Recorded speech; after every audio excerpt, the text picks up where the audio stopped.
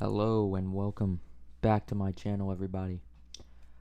Today we're going to be watching a video, billionaire yacht tier list. It is my second ever video. Well, this is not me. I got it recommended to me by this guy named Jack Pockets. He's got 6 videos and 92,000 subscribers. So yeah, let's see what it's about. See how we can see what we can learn from this. From billion-dollar mega yachts to the fastest speedboats on the planet to life-ending disasters, this is the billionaire yacht tier list. Bill Gates bought a $600 million hydrogen-powered eco-friendly super yacht. F tier, Mark Zuckerberg bought. Dude, $600 million is insane. Just think of that. Picture that in your mind, if you can. $600 million. A 300 like this right here.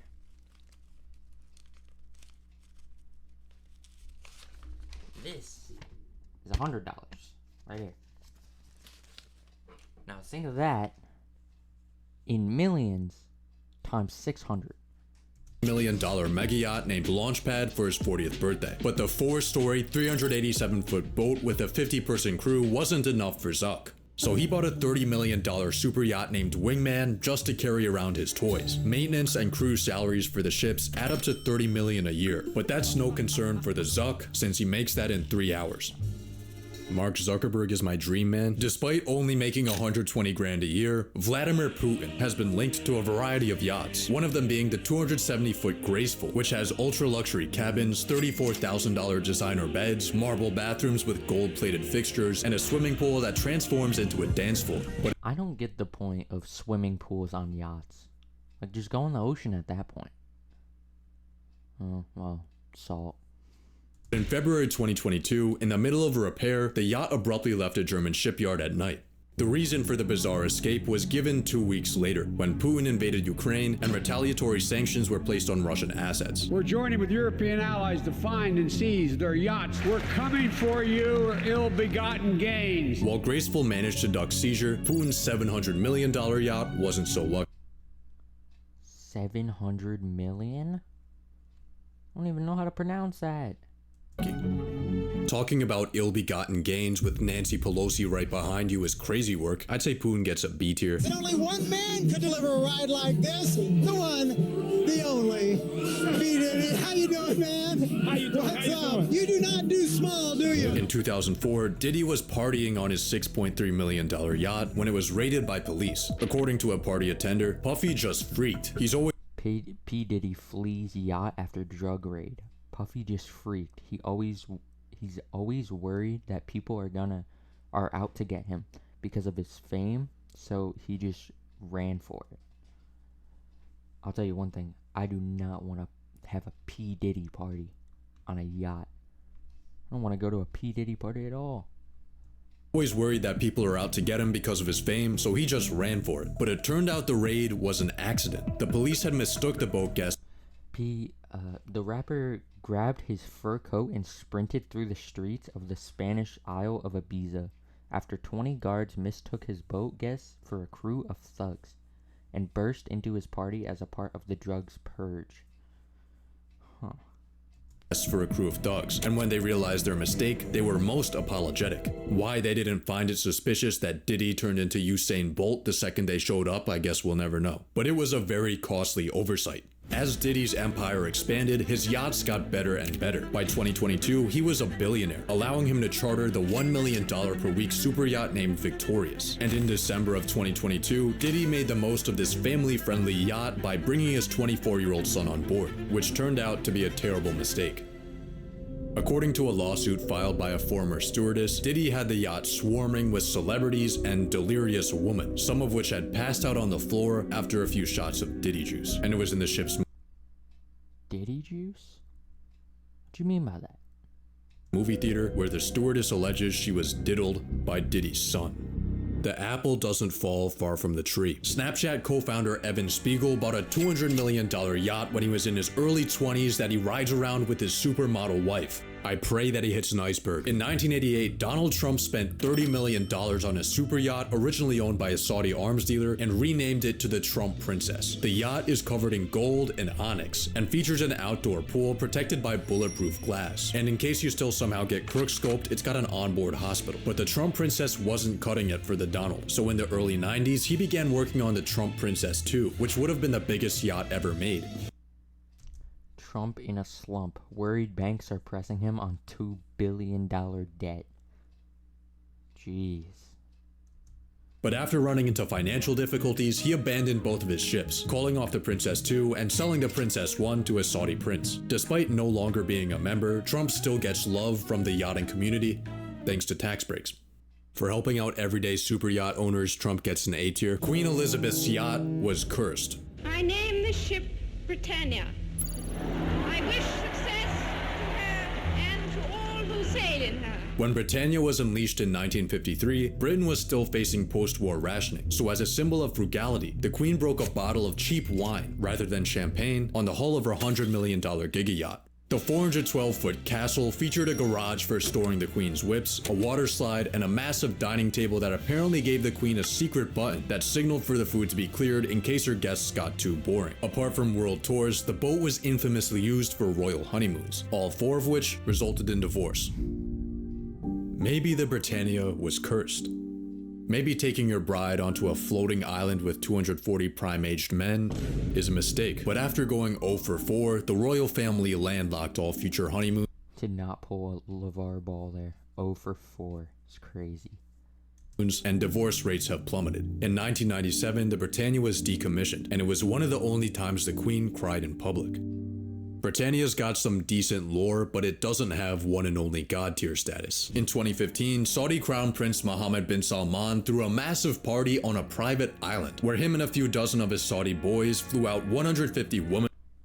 Some 150 beautiful women flown in from Brazil, Russia, and elsewhere were ferried to a private island in the Maldives to party with a few dozen men from the Middle East. Dude, the family, the Saudi Arabian family, are so rich. That's the only way to describe them. Like, they're not billionaires, they're not millionaires. They have to be trillionaires. I don't get how, but they're just rich. There's no other way to describe it. Look it up. When STD tested all of them, took away their phones, and then had one massive prayer session. But after local news got word of his Ramadan, the Crown Prince realized he needed more privacy. So one day while vacationing in France, he saw a massive boat anchored on the coast that would serve his needs. And in the most expensive impulse buy of all time, he dropped $500 million on the Serene. This 7-story, 439-foot Giga yacht has 3 swimming pools, an underwater viewing room, a snow room with real snow, a 5-person submarine, 2 helipads, and multiple gourmet kitchens. The prince's lavish spending was called out for being hypocritical, as he was cutting salaries at the same time, but bin Salman wasn't the only controversial figure to use a Serene. The previous owner was a vodka billionaire, and to help offset the $40 million a year running costs, he offered the boat for charter. One of his guests, who paid $5 million for a 1-week vacation, was professional climate activist Bill Gates. Bin Salman is an A-tier baller. In 1998, during an Australian yacht race, tech billionaire Larry Ellison drove his racing yacht named Sayonara into the eye of a hurricane. Dude, I'm scared of the ocean. Like, a storm could pull up on you at any moment, or like a shark could jump out the water and eat you at any moment. No, I'm not getting in the water. What do you think I'm fucking... What's that one guy's name? What's the one guy? I don't know. I am not getting in shark-infested waters or hurricane water just to win a yacht race. No siree. Wave is like falling down an elevator shaft. Surface tension in the water is such that it's literally like your boat being dropped off a 4-story building onto asphalt. The race ended in 6 deaths, but through sheer luck, Larry and his team managed to escape with only a few broken bones and took home first place. If our boat had sunk, we all would have died. Larry's one key takeaway from this brush with death was that his boat wasn't fast enough. 40 mil? That's like a twig. There's no boat. There's no boat. His next racing yacht had a 20-story high carbon fiber wing, and with him at the helm, Team USA won the America's Cup for the first time in 15 years. But for his leisure time, Larry goes for ultra-luxury yachts, like the Ronin, the Katana, the Rising Sun, and the Musashi. He owned these one at a time. All of which were named and designed after the way of the samurai, which Larry has an obsession with. You're not a weeaboo, you're just poor. Larry is the quintessential billionaire side quester, the $300 million motor yacht 300 mil? That's not 300 mil right there. That's like a quick 50. A and $600 million sailing yacht A are two 600 mil? of the most striking boats ever built. But there's one problem. Their owner is Russian. Luckily for Andrei Melnichenko, Motor Yacht A was in safe waters when the sanctions kicked in, but Sailing Yacht A was caught lacking in an Italian port, and here's the crazy part. According to Italian law, frozen assets must be returned to their An asset must be returned to its owner in the same condition in which it was at the time. owners in the same condition they were at the time of freezing. So thanks to staff salaries, insurance, and upkeep, the Italian government has been running up $1 million a month for this single boat to sit and do nothing. Once the sanctions get lifted, Italy might be able to send the bill to Andre, but based on how things are going, that might take a little while. Free Sailing Yacht A. In 2009, Steve Jobs began working with the designer on a $120 million super yacht, but he had a problem. At the time, he was facing a battle with cancer, and after years of work on the yacht, Jobs told his biographer, "I know that it's possible I will die and leave my wife with a half-built boat, but I have to keep going on it. If I don't, it's an admission that I'm about to die." In the end, Steve was half correct. He did die, but he left his wife Lorene with a fully built boat. 1 year after Steve's death, Venus was unveiled. The one-of-a-kind vessel resembles an Apple product, being an overpriced hunk of beautiful minimalism, complete with a charging port. It features floor-to-ceiling glass made by the engineers behind legendary Apple monuments, and it runs on 27-inch iMacs, which someone must have forgotten to update.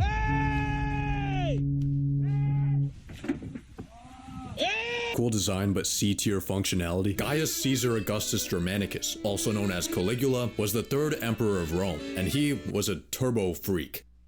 But one of the freakiest things he did was build two gigantic 230-foot yachts that he put in the Nemi Lake. The surprisingly advanced ships were covered in gold, jewels, and statues, as well as vines and fruit trees. They were known as Emperor Caligula's pleasure ships, and I'm sure that in 37 AD, there weren't any parties like Caligula parties.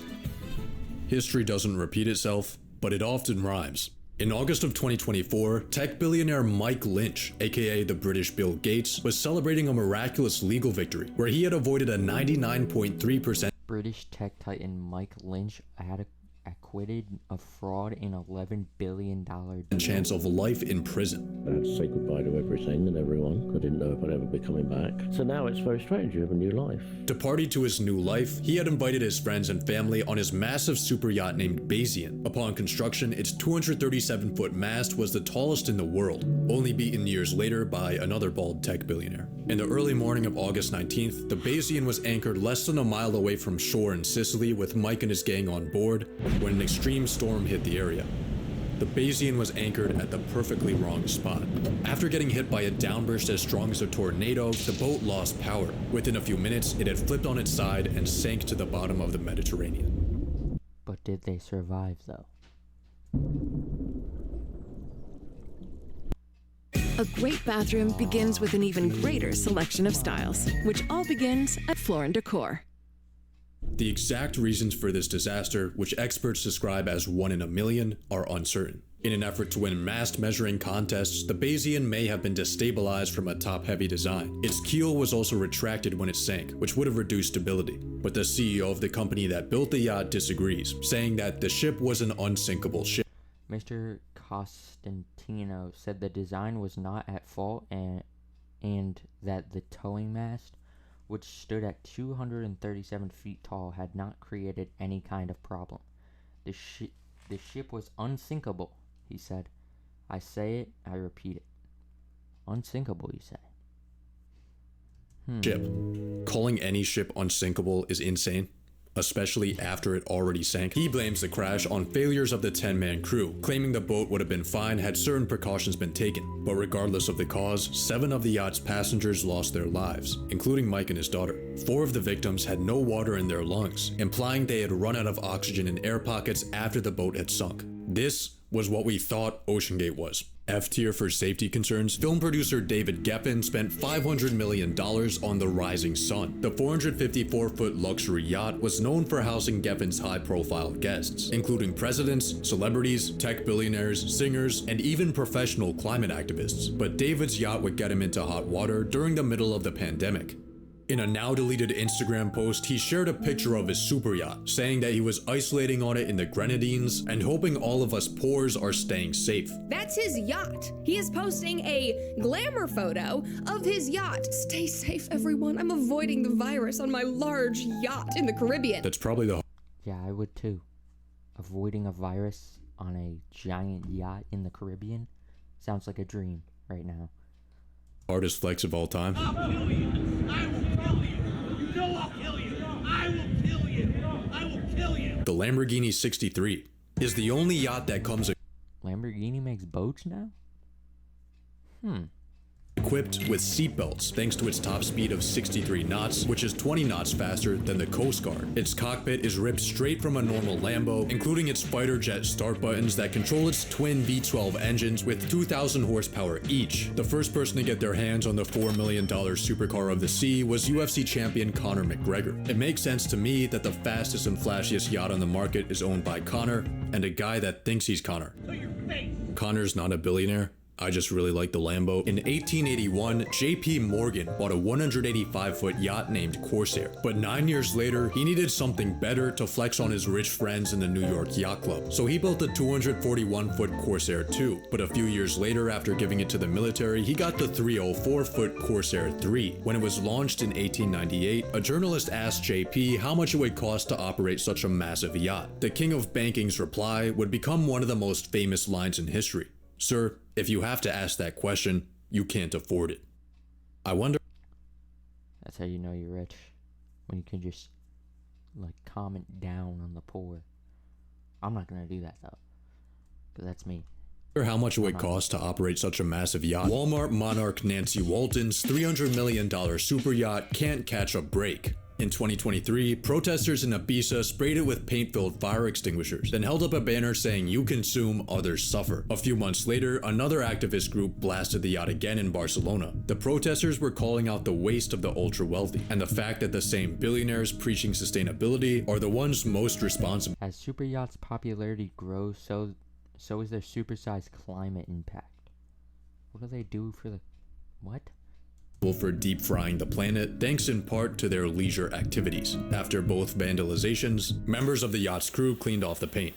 Nancy Walton probably went back to her travels without even noticing. The protesters probably went back to Walmart to stock up on more paint. And the cycle of capitalism continued. Valve co-founder Gabe Newell spends most of his time at sea on his billion-dollar army of yachts. During the pandemic, he had his 220-foot support vessel named Dapple follow him around as a floating hospital. After COVID died down, he sold that boat to Zuckerberg is also a new owner of Dapple, a 2014 Damen yachting support vessel that was previously owned by Valve founder Gabe Newell. And now daily drives the 300-foot Tranquility, which was originally owned by legendary fraudster Jolo. But Gabe might have no use for the massive luxury boat once he gets done building his even more massive project. $400 million. Look how big it is, bro. It's almost as big as the building in the back. Project Y722. For exploring, he has a research vessel named Pressure Drop. But for more extreme adventures, his ocean exploration company Inkfish has a submarine that's been to the very bottom of the Mariana Trench. On their first descent, they mainly just found plastic. But if Gabe keeps on going, who knows what he'll discover. Half-Life. Gabe's just living that peak gamer life. Elon Musk has bad luck with vacations. In 2000, when he was the CEO of X.com, he took his first ever break from work to go on a honeymoon with his then wife. But during the plane ride, Elon Musk was dethroned by Peter Thiel in a coup lead by the PayPal mafia. got ousted as CEO by X.com's board. On his second attempt at a honeymoon a few months later, he almost died of malaria. The next time he took a week off, his friend's rocket exploded. The time after that, it was Elon's rocket that blew up. According to the Musk, the lesson here is don't take a week off. Keeping with that spirit, Elon doesn't own any yachts, and he's very proud about this. What was that? Keeping with that.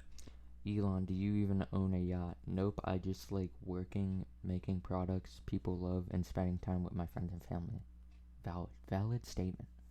As spirit, Elon doesn't own any yachts, and he's very proud about this. When Zuck copped his yacht, Elon said it looked cool, but he made sure to clarify that his work doesn't allow time for a yacht. He then took some pot shots at Jeff Bezos, telling him to get out of his hot tub and yacht so he could actually make it to space. In a world where the ultra-rich flex on each other with bigger and bigger yachts, having no yacht just might be the biggest flex of all. Elon Musk is a professional perception manager. In July of 2021, a freshly divorced Jeff Bezos spent his final days as Amazon CEO on his friend Barry Diller's yacht. The $200 million boat is one of the tallest sailing yachts 200 mil? That's not 200 mil. Ever made, complete with a hood ornament of Barry's wife. A few years later, Jeff took delivery of his $500 million boat, which is the tallest That's the same boat. 500 mil? Sailing yacht ever made, complete with a hood ornament of not his wife. When asked if the figurehead was carved in her image, Lauren Sanchez said, "I'm very flattered, but it's not. If it was me, it would need bigger breasts." Zuck would definitely agree.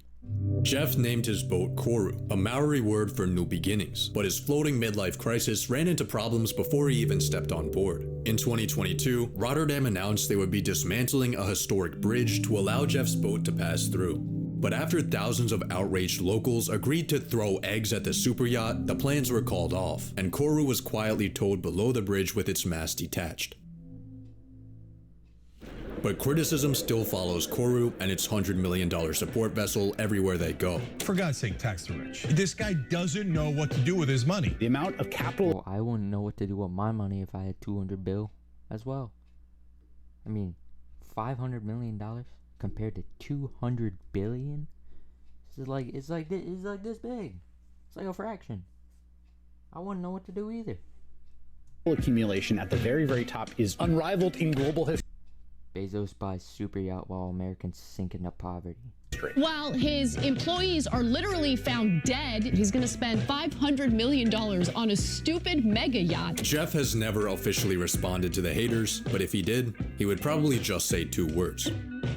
Thank you. Because you guys paid for all of this. Huh. Alright. What a W vid.